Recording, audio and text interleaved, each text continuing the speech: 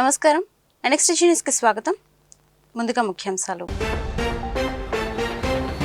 రాష్ట్ర సచివాలయంలో రహదారులు భవనాలు శాఖపై సీఎం చంద్రబాబు సమీక్ష. వరద ప్రభావిత ప్రాంతాల్లో జరిగిన నష్టం అంచనాపై అధికారులతో చర్చ. పిఠాపురంలో వైసీపీ అధినేత జగన్ పర్యటన. వరద బాధితులకు పరామర్శ. చంద్రబాబు ప్రభుత్వ నిర్లక్ష్యంతోనే ఏలేరు రిజర్వాయర్ రైతులను ముంచేసిందని విమర్శలు. టీడీపీ కార్యాలయంపై దాడి కేసులో వైసీపీ నేతలకు ఊరట. దేవినేని అవినాష్, జోగి రమేష్, లేళ్ల ఆపిరెడ్డి, తలసిల రఘురాంకు ముందస్తు బెయిల్ మంజూరు చేసిన సుప్రీంకోర్టు. ప్రకాశం బ్యారేజ్ వద్ద ముమ్మరంగా సాగుతున్న పడవల తొలగింపు. గేట్ల వద్ద చిక్కుకున్న 4 భారీ పడవలను బయటకు తీసేందుకు రంగంలోకి దిగిన నిపుణుల బృందం.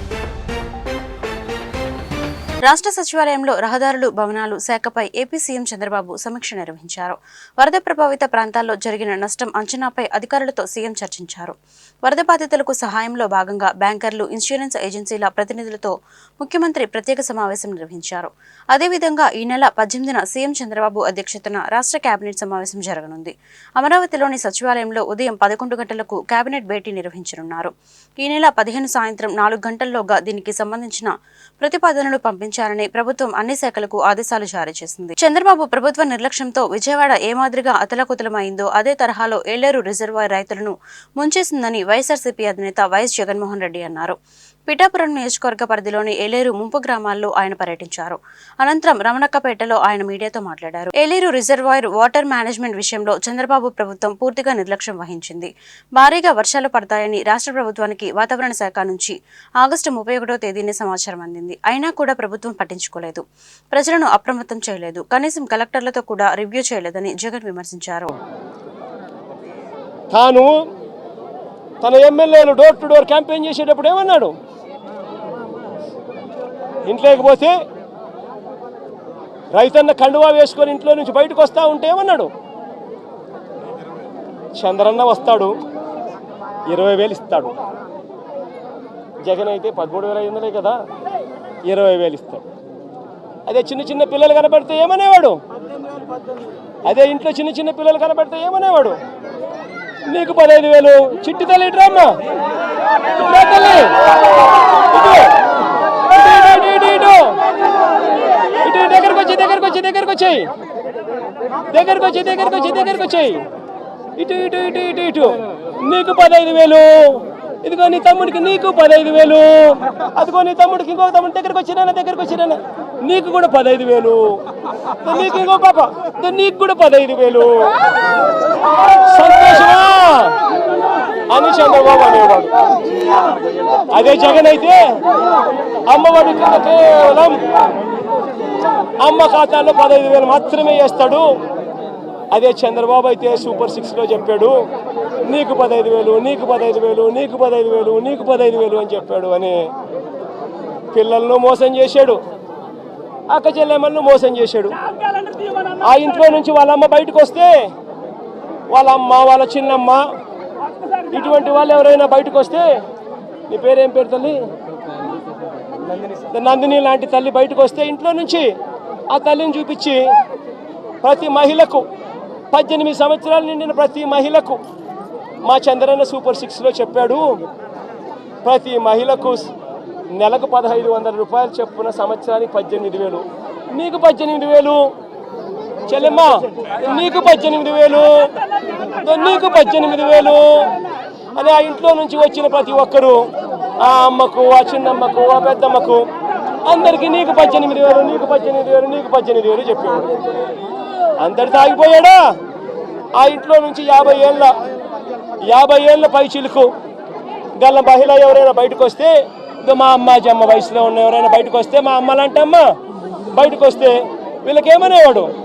జగన్ అయితే నీకు 18,000 ఇస్తాడు, మా చంద్రన్ అయితే నీకు 48,000 ఇస్తాడు అని చెప్పి అమ్మను మోసం చేసి. టీడీపీ కార్యాలయంపై దాడి కేసులో వైఎస్ఆర్సీపీ నేతలకు ఊరట లభించింది. సర్వోన్నత న్యాయస్థానం ముందస్తు బెయిల్ మంజూరు చేసింది. దేవినేని అవినాష్, జోగి రమేష్, లేళ్ల ఆపిరెడ్డి, తలసిల రఘురాం, గవాస్కర్లకు ముందస్తు బెయిల్ మంజూరు చేసింది. దర్యాప్తునకు సహకరించాలని సుప్రీంకోర్టు ఆదేశించింది. తదుపరి విచారణను నవంబర్ 4కి ధర్మాసనం వాయిదా వేసింది. వైఎస్ఆర్సీపీ తరపున న్యాయవాదులు కపిల్ సిబల్, నీరజ్ కిషన్ కౌశాల్, రమేష్ తమ వాదనను వినిపించారు. 2021లో టీడీపీ కార్యాలయంపై దాడి జరిగిన సమయంలో అక్కడ వైఎస్ఆర్సీపీ నేతలు ఎవరూ లేరు. అయితే ప్రభుత్వం మారగానే టీడీపీ కక్ష సాధింపు చర్యలకు పాల్పడుతోంది. 3 ఏళ్ల తర్వాత ఈ కేసులో లేని వారిని కొత్తగా నిందితులుగా చేరుస్తోంది. 307 లాంటి హత్యాయత్నం కేసులు పెట్టారు. కక్ష సాధింపు చర్యల నుంచి రక్షణ కల్పించాలి అని వైఎస్ఆర్సీపీ తరపు న్యాయవాదులు కోరారు. వారి వాదనతో ఏకీభవించిన సుప్రీంకోర్టు వైఎస్ఆర్సీపీ నేతలను అరెస్ట్ నుంచి రక్షణ కల్పిస్తూ ఆదేశాలు జారీ చేసింది. సమాజ సేవ, సామాజిక బాధ్యతగా ప్రతి ఒక్కరూ స్వీకరించాలని గుంటూరు పశ్చిమ ఎమ్మెల్యే గల్లా మాధవి పిలుపునిచ్చారు. విజయవాడ వరద బాధితులను మానవత్వంతో ఆదుకునేందుకు స్వచ్ఛంద సంస్థలు, దాతలు ముందుకు రావడం హర్షణీయమన్నారు. ఇప్పటికే గుంటూరు పశ్చిమ నియోజకవర్గం నుంచి వరద బాధితులకు ఇతోధికంగా సాయం అందించామని గుర్తు చేశారు.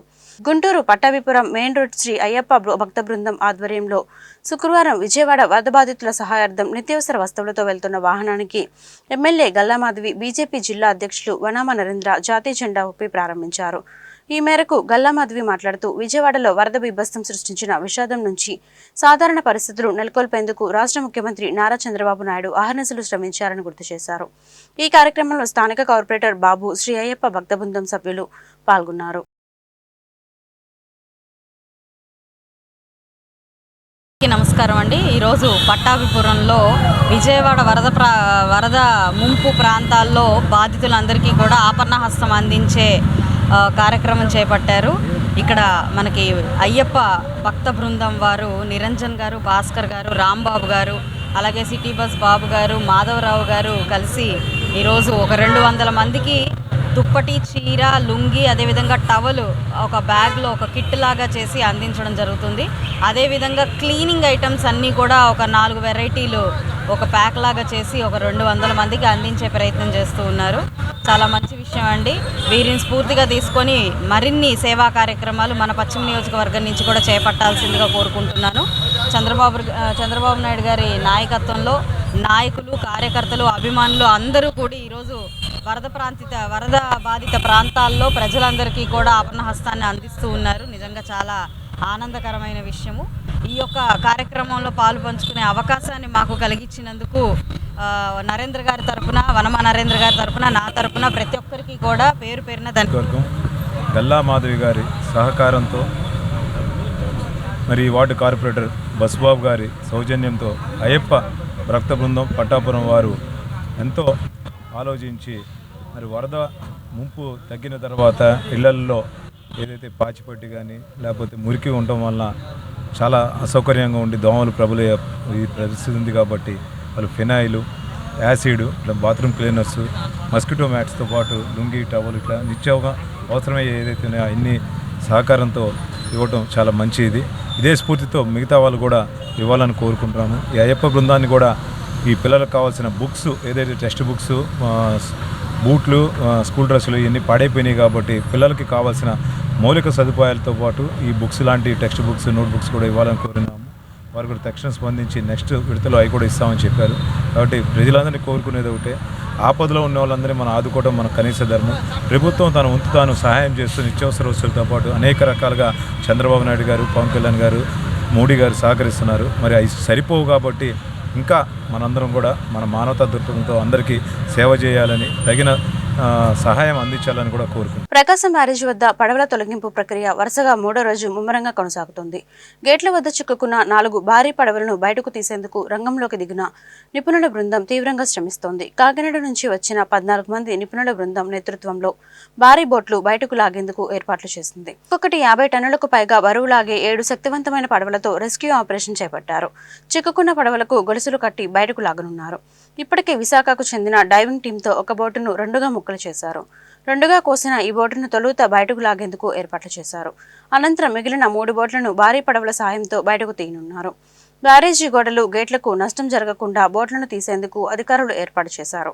వీలైనంత త్వరలో బోట్లు బయటకు తీసేలా చర్యలు తీసుకున్నట్లు అధికారులు తెలిపారు. మానవతా స్వచ్ఛంద సేవా సంస్థ తరపున బ్రాడీపేట 2/13లో ఉన్న శ్రీ శారదా నికేతన్ విద్యా సంస్థలకి డిజిటల్ క్లాసులు, LED టీవీ డొనేట్ చేయడం జరిగింది. ఈ కార్యక్రమంలో ముఖ్య అతిథిగా ఎమ్మెల్యే గల్లా మాధవి, మానవతా ప్రెసిడెంట్ కొమ్మలపాటి శ్రీనివాసరావు, ఆయనవోలు బ్రహ్మయ్య సౌజన్యతో టీవీ అందించడం జరిగింది. ఈ సందర్భంగా ఎమ్మెల్యే మాధవి మాట్లాడుతూ గత కొంతకాలంగా విద్యా వైద్య రంగాలలో మానవతా స్వచ్ఛంద సేవా సంస్థల ప్రెసిడెంట్ కొమ్మలపాటి అనేక సేవా కార్యక్రమాలు సమాజానికి ఉధృతంగా చేస్తున్నారని, ఆయన సంకల్పం ఉన్నతమైందని, ఇంత మంచి మనసున్న మనుషులు సమాజానికి అవసరమని కొనియాడారు. కొమ్మలపాటి మాట్లాడుతూ విద్యార్థులు క్రీడల్లో కూడా రాణించాలని, కష్టపడి చదువుకుంటే మీ భవిష్యత్తు బంగారు బాట అవుతుందని అన్నారు. మానవతా స్వచ్ఛంద సేవా సంస్థ ద్వారా సేవలు ఉధృతం చేస్తామని తెలిపారు. ఈ కార్యక్రమంలో చైర్మన్ పావులూరి రమేష్, సుందర రామయ్య, మేనేజర్ సాయి కిరణ్, గురావారెడ్డి, సుబ్రహ్మణ్యం, ధనుంజయ రెడ్డి, శివాజీ, సాంబశివరావు, సహదేవరావు తదితరులు పాల్గొన్నారు. బ్రాడీపేటలోని శారదా నికేతన్ ఓరియంటల్ స్కూల్లో ఉన్నాము. అయితే ఈరోజు ఇక్కడ సమావేశం అవడానికి ముఖ్య ఉద్దేశం ఏంటంటే, ఈరోజు శ్రీనివాసరావు గారి ఆధ్వర్యంలో బ్రహ్మయ్య గారు ఇక్కడున్న పిల్లలకి ఎల్ఈడి టీవీని అందజేయడం జరిగింది, డొనేట్ చేయడం జరిగింది. ఇప్పుడున్న ప్రైవేటైజేషన్, డిజిటల్ విప్లవంలో మనం చూస్తూ ఉన్నాము. స్కూల్స్ అన్నింటిలో కూడా డిజిటల్ క్లాసెస్ చాలా విరివిగా జరగడం మనం చూస్తూ ఉన్నాము. దాన్ని దృష్టిలో పెట్టుకొని మామూలు పాఠ్య పుస్తకాలతోనే కాకుండా డిజిటల్ క్లాసుని అందజేసే ఒక ఆలోచనతో ఈరోజు వారు టీవీని స్కూల్కి అందజేయడం జరిగింది, డొనేట్ చేయడం జరిగింది. చాలా మంచి కార్యక్రమం. ఇక్కడున్న పిల్లలందరూ కూడా ఈ యొక్క మంచి కార్యక్రమాన్ని సద్వినియోగపరచుకోవాలి. వారు కూడా అంటే విజువల్గా చూసే జ్ఞానం నిజంగా మైండ్లో ఉండిపోతుంది కాబట్టి, దాని ఇంపార్టెన్స్ చాలా ఉంది కాబట్టి దాన్ని దృష్టిలో పెట్టుకొని ఈ యొక్క టీవీని అందజేయడం జరిగింది. యాజమాన్యం అందరూ, ప్రిన్సిపల్ అందరూ కూడా దీన్ని సద్వినియోగపరిచి పిల్లలకి మెరుగైన విద్యని అందించాల్సిందిగా నేను కోరుకుంటున్నాను. ఈ యొక్క మంచి కార్యక్రమం అంటే ఇది మానవతా ఫౌండేషన్, మానవతా స్వచ్ఛంద సేవా సంస్థ వారి ఆధ్వర్యంలో దానికి ప్రెసిడెంట్గా ఉన్న మన కొమ్మాలపాటి శ్రీనివాసరావు గారు, అలాగే ఈ స్థాపకులు పావులూరి రమేష్ గారు, వారి ఆధ్వర్యంలో బ్రహ్మయ్య గారు ఈరోజు ఈ యొక్క డొనేషన్ని అందజేయడం జరిగింది. ఎప్పటి నుంచో 1,00,000 మంది సభ్యులతో మానవతా ఫౌండేషన్ అనేది వెలుగుతూ ఉన్నది. రాష్ట్ర వ్యాప్తంగా ఎన్నో సేవా కార్యక్రమాలు వారు అందించారు. మన గుంటూరులో కూడా ఇప్పటికే 2.5 సంవత్సరాల నుంచి వివిధ భాగాల్లో వారు అంటే మెడికల్ క్యాంపుల్లాగా, ఆర్గన్ డొనేషన్ లాగా ఇతరత్ర సేవా కార్యక్రమాన్ని, మన విజయవాడ వరద బాధితులకు కూడా ఎన్నో రకాలైన సేవా కార్యక్రమాలు వారు చేపట్టి ఎప్పుడు సమాజం హితం కోసం, సమాజంలో సేవా కార్యక్రమాల దృష్ట్యా ముందుకు వెళ్ళిపోతూ ఉన్నారు. వీరిని స్ఫూర్తిగా తీసుకొని మరిన్ని సంస్థలు కానివ్వండి, ప్రజలు కానివ్వండి, ఎప్పుడు సమాజంలో ఆపన్న హస్తాన్ని అందిస్తూ ప్రజా శ్రేయస్సు కోసం మెలగాలి అని చెప్పి మరొకసారి కోరుకుంటూ, ఈ అవకాశాన్ని ఇచ్చిన పెద్దలందరికీ కూడా పేరు పేరున ధన్యవాదాలు చెప్తూ సెలవు. మానవతా స్వచ్ఛంద సేవా సంస్థ తరఫున ఈరోజు బ్రాడీపేట 2/13లో ఉన్నటువంటి శ్రీ శారదా విద్యా సంస్థలకి బ్రహ్మయ్య గారు డొనేట్ తోటి మన పశ్చిమ నియోజకవర్గ ఎమ్మెల్యే గౌరవనీయులు డాక్టర్ గారు అయినటువంటి గల్లా మాధవి గారి చేతుల మీదుగా మా రమేష్ గారు, మా అందరి మానవతా స్వచ్ఛంద సేవా సంస్థ తరఫున అందరి తరఫున సభ్యులందరితోటి, డైరెక్టర్లతోటి ఈ కార్యక్రమాన్ని ఇక్కడ ఎల్ఈడి టీవీ డిజిటల్ క్లాసుల కోసం ఒకటి మేము ఈరోజు మేడం గారి చేతుల మీదుగా ప్రజెంట్ చేయడం జరిగింది. మా మానవతా స్వచ్ఛంద సేవా సంస్థ ద్వారా అనేకమైనటువంటి సేవా కార్యక్రమాలని అందిస్తున్నాము. విద్యాభివృద్ధి కోసం, డిజిటల్ క్లాసుల కోసం ఎల్ఈడి టీవీలు, ప్రొజెక్టర్లు, ల్యాప్టాప్లు, కంప్యూటర్లు, అలాగే మెడికల్ క్యాంపులు మరియు అవయవదానం, రక్తదానం, నేత్రదానం, బ్లడ్ క్యాంపులు, ఎన్నో సేవా కార్యక్రమాలతోటి మేము మానవతా స్వచ్ఛంద సంస్థ తరఫున మేము చేస్తున్నాము. రేపు చిలకలూరుపేట దగ్గర నాగభైరవారిపాలెంలో దాదాపుగా 1000 మందితోటి మెడికల్ క్యాంపు, 10 మంది డాక్టర్లతోటి మేము నిర్వహించాలని కలిసినాము. ఈ అవకాశం ఇచ్చినటువంటి పెద్దలకి అందరికీ, దీనికి ప్రత్యేకంగా వచ్చినటువంటి మన ఎమ్మెల్యే గారు, డాక్టర్ గారు అయినటువంటి మాధవి గారికి ప్రత్యేక కృతజ్ఞతలు తెలుపుకుంటూ ధన్యవాదాలు తెలుపుకుంటున్నాను. గుంటూరు జిల్లా పరిషత్ స్థాయి సంఘ సమావేశం శుక్రవారం జిల్లా పరిషత్లో చాంబర్ హాల్లో నిర్వహించడం జరిగింది. ఈ సందర్భంగా జిల్లా పరిషత్ చైర్మన్ కత్తెర హేణికృష్ణ మీడియాతో మాట్లాడారు. జిల్లా పరిషత్ పరిధిలో పనులు, బడ్జెట్లు, విద్య, వైద్యం అంశాలపై చర్చించడం జరిగిందన్నారు. ఒక్కొక్క రంగానికి ప్రాధాన్యత ఇస్తూ వాటి అభివృద్ధి గురించి ప్రభుత్వ అధికారులు జెడ్పీటీసీలో చర్చించడం జరిగిందన్నారు. జెడ్పీటీసీలకు ఎదురవుతున్న సమస్యల గురించి ప్రభుత్వ అధికారులతో చర్చించి వాటికి పరిష్కారం చూపిస్తామన్నారు. ఈ సమావేశంలో ఉమ్మడి గుంటూరు జిల్లాల జెడ్పీటీసీలు మరియు వివిధ శాఖల ప్రభుత్వ అధికారులు పాల్గొన్నారు. ప్రభుత్వ అధికారులు వచ్చారు, ఇంజనీర్స్ వచ్చారు, అలాగే జెడ్పీటీసీలు కూడా అందరూ వచ్చారు. దాదాపు ప్రతి స్థాయి సంఘ సమావేశానికి ఏ స్థాయి సంఘ సమావేశంలో ఉన్నటువంటి వారు ఆ స్థాయి సంఘ సమావేశానికి అటెండ్ అయ్యారు. ఏం లేదు, దీనికి ఏంటంటే వారు అంటే ఇప్పుడు వరకు జరిగినటువంటి అంశాలకి ప్రాధాన్యత ఇస్తూ మేము వారికి చెప్పడం జరిగింది. వారు అడిగింది ఏంటంటే ముఖ్యంగా జడ్పీటీసీలు అడిగింది ఏంటంటే పాత పన్నులు ఇవ్వమని వాళ్ళు పెట్టినటువంటి వర్క్స్ ఏవైతే ఉన్నాయో వాటిని మాకు త్వరగా ఇవ్వమని చెప్పేసి వారు కోరటం జరిగింది. మేము ఈ సమావేశం అంటే ఈ స్టాండింగ్ కమిటీ అయిపోగానే ఇస్తామని వారికి చెప్పడం జరిగింది. రేపు 15th ఫైనాన్స్ మాకు రాగానే మరి కొత్త వాటిని కూడా కొత్త వర్క్స్ పెట్టి వాటి కొత్త వర్క్స్ కూడా వాళ్ళకి ఇవ్వటం ఇస్తామని చెప్పేసి వాళ్ళకి చెప్పటం జరిగింది. మరి ఈ యొక్క అంశాల యొక్క మరి ప్రాధాన్యత గురించి కూడా వాళ్ళు అడిగారు, వాటి గురించి మాట్లాడటం కూడా జరిగింది. నవయుగ కవి చక్రవర్తి గుర్రం జాషువా 129వ జయంతి సభ ఈ నెల 27న గుంటూరులో జరుగుతుందని ఎమ్మెల్సీ కెఎస్ లక్ష్మణరావు తెలిపారు. ఈ సభను విజయవంతం చేయాలని పిలుపునిచ్చారు.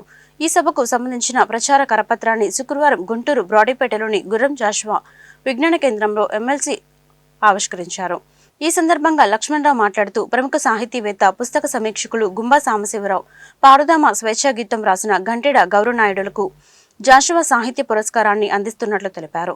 ఈ సభలో ముఖ్య వక్తలుగా మాజీ ఎమ్మెల్సీ ఎంవీఎస్ శర్మ, వి బాలసుబ్రహ్మణ్యం పాల్గొంటారన్నారు. జాషువా ఉమ్మడి గుంటూరు జిల్లా వినుకొండ ప్రాంతంలో జన్మించడం గర్వకారణమన్నారు. కుల, మత, ప్రాంతీయ తత్వాలకు వ్యతిరేకంగా ఆయన సాహిత్యం కొనసాగిందన్నారు. నేటి సామాజిక, ఆర్థిక, రాజకీయ పరిణామాల నేపథ్యంలో ఆయన సాహిత్యాన్ని విస్తృతంగా ప్రజల్లోకి తీసుకువెళ్లాలని కోరారు. ఈ సభ నేపథ్యంలో జిల్లాలో విద్యార్థులకు జాషువా సాహిత్యంపై వ్యాసరచన, ఉపన్యాస, కవితల పోటీలు జరుగుతున్నాయన్నారు. ఈ సమావేశంలో గుర్రం జాషువా విజ్ఞాన కేంద్రం managing trustee Pasam Ramarao, Eemani Apparao, MA Chishti, Kiran, Bairagani Srinivasarao, S Padma, Devarakonda Srinivasarao తదితరులు పాల్గొన్నారు.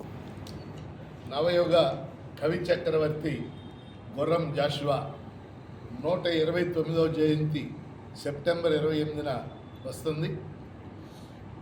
ప్రతి సంవత్సరం కూడా గుంటూరు నగరంలో ఉన్న గుర్రం జాషువా విజ్ఞాన కేంద్రం ఆధ్వర్యంలో గత దశాబ్ద కాలంగా గుర్రం జాషువా సాహితీ పురస్కారాలని అందజేస్తున్నాం.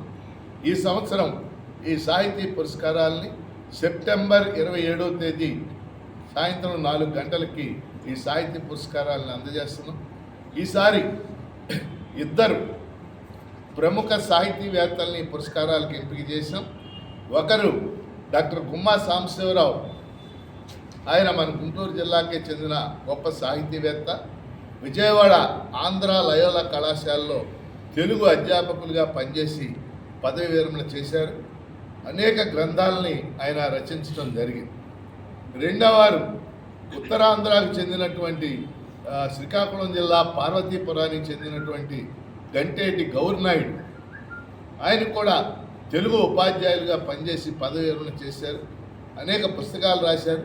ముఖ్యంగా ఆయన రాసిన పాడుదమ స్వేచ్ఛా గీతం చాలా గొప్ప పాపులారిటీ పొందినటువంటి, ప్రాచుర్యం పొందినటువంటి గీతం. అది మహారాష్ట్ర ప్రభుత్వం ఆ గీతాన్ని పుస్తకాల్లో కూడా పెట్టడం అనేది జరిగింది. ఈ ఇరువురు సాహితీవేత్తలకి సెప్టెంబర్ 27 సాయంత్రం 4 గంటలకి ఈ పురస్కారాల ప్రదానం ఉంటుంది. దీనికి ముఖ్య అతిథులుగా వి బాలసుబ్రహ్మణ్యం, మాజీ శాసనమండలి సభ్యులు, పీడిఎఫ్ మాజీ ఫ్లోర్ లీడరు, ఆయన కూడా సాహితీవేత్త. అలాగే ఎంఈఎస్ శర్మ, ప్రజాశక్తి పూర్వ సంపాదకులు, వారు ఇద్దరు కూడా ముఖ్య అతిథులుగా హాజరవుతున్నారు. అందువల్ల జిల్లాలో ఉన్నటువంటి గుర్రం జాషువా అభిమానులు, సాహితీవేత్తలు, అభ్యుదయవాదులు సెప్టెంబర్ 27 4 గంటలకి గుర్రం జాషువా విజ్ఞాన కేంద్రం 2/7 బ్రాడీపేటలో జరిగే ఉత్సవానికి హాజరై జయప్రదం చేయాలని చెప్పేసి గుర్రం జాషువా విజ్ఞాన కేంద్రం కమిటీ తరఫున హృదయపూర్వకంగా ఆహ్వానం తెలియజేస్తారు. గుర్రం జాషువా విజ్ఞాన కేంద్రం, సాహితీ స్రవంతి, ప్రజానాట్య మండలి, ఎస్ఎఫ్ఐ, డివైఎఫ్ఐ, ఆవాజ్ తదితర సంఘాలు పేరుతోటి గుర్రం జాషువా 129వ జయంతిని ఈ నెల 27వ తేదీన జాషువా విజ్ఞాన కేంద్రంలోనే జరుగుతుంది.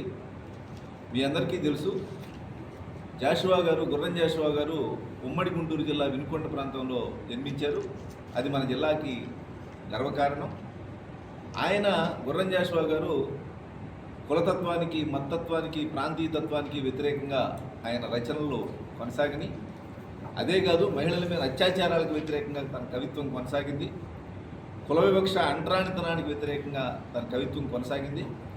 ఆయన తన నిజ జీవితంలో కూడా చిన్న వయసులో కుల వివక్షని, అంటరానితనాన్ని ఎదుర్కొన్నాడు. ఆయన సాహిత్యం సమాజానికి గొప్ప సేవ చేసింది. కాబట్టి ఆ సాహిత్యాన్ని మనం విస్తృతంగా ఇప్పుడు ప్రజల్లోకి తీసుకెళ్లాల్సినటువంటి అవసరం వచ్చింది. కాబట్టి ఈ నేపథ్యంలో ఈ సభ జరుగుతూ ఉంది. ఈ సభకి ముందు అనేక స్కూళ్లలో ఎస్ఎఫ్ఐ ఆధ్వర్యంలో, ఇతర ప్రజా సంఘాల ఆధ్వర్యంలో జాషువా సాహిత్యం మీద పాటల పోటీలు, అదేవిధంగా కవితల పోటీలు, అదేవిధంగా డిబేటింగ్, ఎస్ఏ రైటింగ్ కాంపిటీషన్స్ లాంటి పోటీలని జరిపి దాని మీద కూడా ఒక సబ్ పెట్టి వాళ్ళకి ప్రైజులు ఇవ్వడం అనేటువంటిది జరుగుద్ది. కాబట్టి జిల్లాలో ఉన్నటువంటి కవులు, కళాకారులు, సాహిత్యవేత్తలు, అదేవిధంగా మేధావులు వాళ్ళంతా పాల్గొని ఈ సభను జయప్రదం చేయాలని చెప్పేసి విజ్ఞప్తి చేస్తారు. గుంటూరు నగర వ్యాప్తంగా ఉన్న అనాధికార కట్టడాలు, హోర్డింగ్లను తొలగింపునకు గుంటూరు నగరపాలక సంస్థ జీఎంసీ అధికారులు చర్యలు చేపడుతున్నారు. అధికారుల రికార్డుల ప్రకారం జీఎంసీ అధికృత నిర్మాణాలు అనుమతి లేకుండా మరియు అన్ని నియమాలు మరియు నిబంధనలు ఉల్లంఘిస్తూ నిర్మాణాలు ఏర్పాటు చేశాయి. వాటిపై ప్రత్యేక దృష్టి పెట్టారు. ఈ నేపథ్యంలో గాంధీ పార్క్ ఎదుట నిర్మాణాలు నేడు కూల్చివేయడం ప్రారంభించారు. అదేవిధంగా నగరంలోని పలు భవన నిర్మాణాలపై దృష్టి పెట్టారు. నిబంధనలకు విరుద్ధంగా ఉన్న భవనాలను తొలగిస్తామని అనేకసార్లు హెచ్చరించారు. అయినా నేటికి నిర్మాణాలు కొనసాగుతూనే ఉండటంతో వాటిపై నగర కమిషనర్ దృష్టి సాధించారు. ప్లాన్ ప్రకారం నిర్మాణం చేయని పక్షంలో వాటిని కూల్చేందుకు కూడా వెనుకాడనని అన్నారు. మార్జిన్లో ఉన్న షాపులను, అదేవిధంగా హోర్డింగ్స్ను వెంటనే తొలగించాలని సూచించారు. గుంటూరు మున్సిపల్ కార్పొరేషన్ పరిధిలో ఉన్న చెరువులపై దృష్టి పెట్టామని, అదేవిధంగా వాటిలో ఏమైనా నిర్మాణాలు ఉంటే వెంటనే తొలగిస్తామని అన్నారు. ఎన్టీఆర్ జిల్లా జగ్గైపేట మున్సిపాలిటీ టీడీపీ వశమైంది. మంత్రి నారా లోకేష్ సమక్షంలో జగ్గైపేట మున్సిపల్ చైర్మన్, కౌన్సిలర్లు, వైసీపీ శ్రేణులు టీడీపీలో చేరారు. జగ్గైపేట మున్సిపల్ చైర్మన్ రంగాపురం రాఘవేంద్ర, ఆయనతో పాటు పలువురు వార్డు కౌన్సిలర్లు పార్టీలో చేరారు. 7వ వార్డు కౌన్సిలర్ పూసపాటి సీతారామమ్మ దంపతులు, 31వ వార్డు కౌన్సిలర్ గింజుపల్లి వెంకట్రావు కుమారుడు కృష్ణ, 23వ వార్డు కౌన్సిలర్ డి రమాదేవి దంపతులు తేదేపా తీర్థం పుచ్చుకున్నారు. వారికి మంత్రి నారా లోకేష్ కండువా కప్పి పార్టీలోకి ఆహ్వానించారు. మున్సిపల్ చైర్మన్ రంగాపురం రాఘవేంద్ర గారు, చైర్పర్సన్, అదేవిధంగా వార్డు కౌన్సిలర్స్ అయినటువంటి వెంకట్రావు గారు, రామకృష్ణ గారు, పుల్లారావు గారు, నలుగురు కౌన్సిలర్స్ చైర్మన్ సార్ నలుగురు జాయిన్ అయ్యారు. తెలుగుదేశం పార్టీ పట్ల విశ్వాసము, మా నాయకుడు చంద్రబాబు నాయుడు విశ్వాసంతో నారా లోకేష్, యువ నాయకుడు నారా లోకేష్ ఆధ్వర్యంలో ఈరోజు తెలుగుదేశం పార్టీ జాయిన్ అయ్యారు.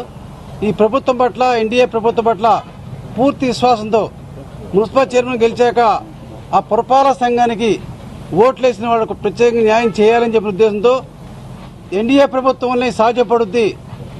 ఆ యొక్క పురపాలక సంఘం అభివృద్ధి చేయడానికి కానీ, నిధులు ఏర్పాటు చేయడానికి కానీ, ఎన్నికల ముందు హామీ ఇచ్చిన మేరకు అందరికీ న్యాయం చేయాలంటే ఈ ఎన్డీఏ ప్రభుత్వంలో సాధ్యపడుతుంది విశ్వాసంతో మా నాయుడు చంద్రబాబు నాయుడు మీద ప్రత్యేక విశ్వాసము, యువ నాయకుడి మీద విశ్వాసంతో ఈరోజు ఎన్డీఏ పార్టీలో జాయిన్ అయ్యారు. తెలుగుదేశం జగ్గపేట మున్సిపాలిటీ చైర్మన్గా గెలవటం జరిగింది వైసీపీ నుంచి.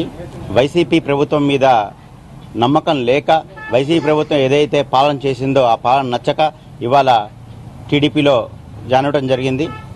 మరి మన యువ నాయకులు లోకేష్ గారి సమక్షంలో, తాతయ్య గారి ఆధ్వర్యంలో, అలానే నెట్టెం రఘురాం గారి ఆధ్వర్యంలో ఇవాళ టీడీపీ పార్టీలో కూడా జాయిన్ అవ్వడం జరిగింది. తప్పకుండా జగ్గపేటను ఇంకా అభివృద్ధి చేస్తాము. మన చంద్రబాబు నాయుడు గారి సమక్షంలో ఇంకా అభివృద్ధి చేస్తామని తప్పకుండా భావిస్తున్నాను. నాతో పాటు అలానే ఇవాళ ముగ్గురు కౌన్సిలర్స్ కూడా జాయిన్ అవ్వడం జరిగింది. 31వ వార్డు గింజుపల్లి వెంకట్రావు గారు, రమాదేవి గారు, అలానే మన పుల్లారావు గారి వైఫ్, ముగ్గురు కూడా జాయిన్ అవ్వడం కూడా జరిగింది. ఇవాళ వైసీపీ ప్రభుత్వాన్ని ఏదైతే పాలన ఉందో 5 సంవత్సరాల నుంచి చూసాం ఆల్రెడీ. పాలన ఏదైతే ఉందో ఆ పాలన ఎంతగానో మాకు నచ్చలేదు అనేది ప్రజలు ఆల్రెడీ తీర్పిచ్చి ఉన్నారు. ఎట్లాంటి తీర్పిచ్చారంటే మళ్ళీ కోలుకోలేనంత తీర్పు ప్రజలు ఆల్రెడీ ఇచ్చున్నారు. అట్లాంటి ప్రభుత్వంలో మరి మాకు కూడా ఇష్టం లేదు కాబట్టి టీడీపీలో జాయిన్ అవడం జరిగింది. వక్ఫ్ ఆస్తులు అల్లా కొరకు, పేద ముస్లింల అభ్యున్నతి, అభివృద్ధి కొరకు దాతలు సహృదయంతో విరాళాలు ఇచ్చిన ఆస్తులను వాటి మీద ప్రభుత్వాలు జోక్యం చేసుకోవడం సరికాదని ఇటీవల కేంద్ర ప్రభుత్వం ప్రవేశపెట్టిన వక్ఫ్ సవరణ బిల్లు 2024ను వ్యతిరేకిస్తూ ఏర్పాటు చేసిన మెయిల్కు ఆర్కోడ్ స్కానర్ను స్కాన్ చేస్తున్న గుంటూరు తూర్పు నియోజకవర్గం శాసనసభ్యులు మొహమ్మద్ నజీర్ గారు తెలుగు ప్రజలకు ప్రధానమంత్రి నరేంద్ర మోదీ వినాయక నవరాత్రి ఉత్సవాల సందర్భంగా కానుక అందించారు. ఈ నెల 16న ప్రధాని మోదీ తెలుగు రాష్ట్రాల్లో 2 కొత్త వందే భారత్ రైళ్లను ప్రారంభించనున్నారు. నాగ్పూర్ టు హైదరాబాద్, దుర్గ్, విశాఖపట్నం మధ్య 2 వందే భారత్ రైళ్లు పరుగులు పెట్టనున్నాయి. ఢిల్లీ తర్వాత హైదరాబాద్ నుంచి అత్యధికంగా వందే భారత్ రైళ్ల అనుసంధానత కలిగిందని కేంద్ర మంత్రి కిషన్ రెడ్డి ఓ ప్రకటనలో తెలిపారు. నగరానికి మరో వందే భారత్ కేటాయించినందుకు ప్రధాని నరేంద్ర మోదీకి కిషన్ రెడ్డి కృతజ్ఞతలు తెలిపారు. తల్లిదండ్రులకు భారం కాకుండా ఉండాలని ఉద్దేశంతో ఒకేషనల్ కోర్సులను ఎంచుకొని ధైర్యంగా ముందుకు వచ్చిన విద్యార్థులను అభినందిస్తున్నామని తూర్పు ఎమ్మెల్యే మొహమ్మద్ నజీర్ అహ్మద్ అన్నారు. ఉమెన్స్ కాలేజీలో జరిగిన ఫ్రెషర్స్ డే కార్యక్రమంలో ముఖ్య అతిథులుగా ఎమ్మెల్యే మొహమ్మద్ నజీర్ పాల్గొన్నారు. ఈ సందర్భంగా ఆయన మాట్లాడుతూ ముందుగానే లైఫ్లో ఒక ప్లాన్తో వచ్చిన వారిగా గుర్తిస్తున్నానని తెలిపారు. ఇంటర్మీడియట్లో ఏ విధంగా అయితే ఎకోషనల్ కోర్సులు ఉన్నాయో అదేవిధంగా డిగ్రీలో కూడా పెడితే బాగుంటుందని అన్నారు. రాబోయే అసెంబ్లీ సమావేశాల్లో ఒకేషనల్ కోర్సు గురించి మాట్లాడతానని హామీ ఇచ్చారు. ఇంటర్మీడియట్లో చదివిన సేమ్ కోర్సును డిగ్రీలో కూడా సర్టిఫికేట్ పొందే విధంగా ఈ రాష్ట్ర ప్రభుత్వం అవకాశం కల్పిస్తుందని చెప్పారు. ఈ కోర్సులో ఉత్తీర్ణత మంచి ర్యాంకు సాధిస్తే బయట దేశాలకు వెళ్లాల్సిన అవసరం లేదు. మీ దగ్గరకే ఎంప్లాయ్మెంట్ వచ్చే అవకాశాలు చాలా దగ్గరలో ఉన్నాయని తెలియజేశారు. కాలేజీలో చెప్పే పాఠాలతో పాటు బయట ప్రాక్టికల్ నాలెడ్జ్ పెంపొందించుకోవడం చాలా అవసరమని అన్నారు. కాలేజీ ఆవరణలో అనేక వర్క్ షాప్లు నిర్వహించాలని కోరారు. దానికి కావాల్సిన సహాయ సహకారాలు నేను అందిస్తానని అన్నారు. పోలీస్ డిపార్ట్మెంట్ మరియు కార్పొరేషన్ తరపు నుండి పూర్తి మద్దతు అందిస్తామని తెలిపారు. మంచిగా చదువుకొని మంచి ర్యాంకులతో పాస్ అయ్యి తల్లిదండ్రులకు, గురువులకు మంచి పేరు ప్రఖ్యాతులు తేవాలని కోరారు.